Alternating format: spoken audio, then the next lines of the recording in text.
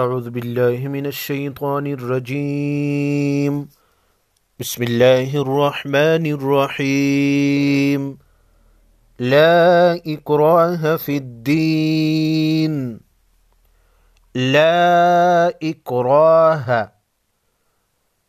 لام الف زبر لا کے اوپر چھوٹا مد ہے، 3 الف کی مقدار کھینچ کر پڑھیں گے اکراہ، را پر زبر ہے، را کو موٹا پڑھیں گے، ہا پر زبر ہے، زبر کو کھینچنا نہیں، فی الدین لا اکراہ فی الدین قد تبین الرشد قد تبین الرشد،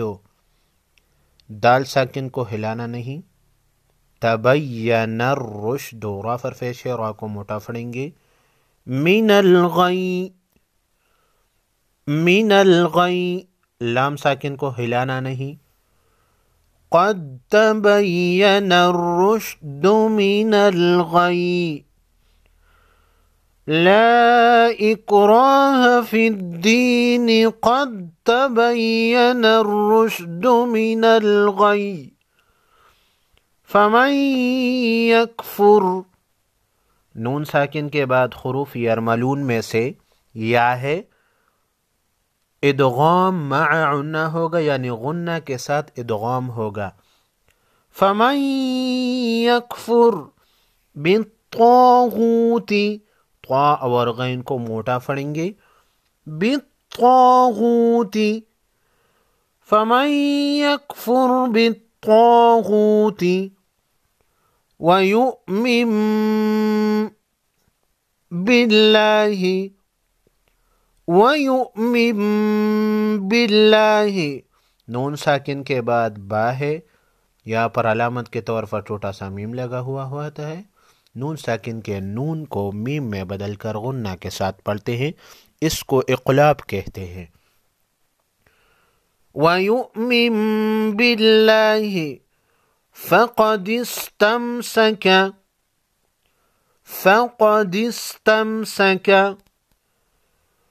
وَيُؤْمِن بِاللَّهِ فَقَدِ اسْتَمْسَكَ بِالْعُرْوَةِ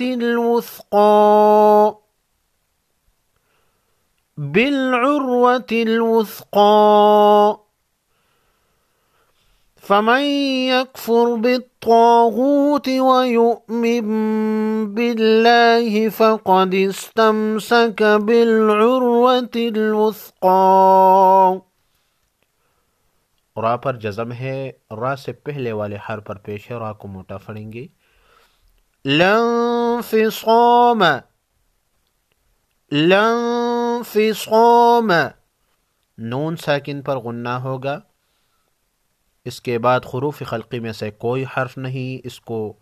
اخفاء حقیقی کہتے ہیں، لہا لانفصام لہا واللہ سمیع علیم، لفظ اللہ کے لام کو موٹا پڑھیں گے کیونکہ اس سے پہلے والے حرف واو پر زبر ہے، واللہ سمیع علیم۔ بسم اللہ الرحمن الرحیم لا اکراہ فی الدین قد تبین الرشد من الغی فمن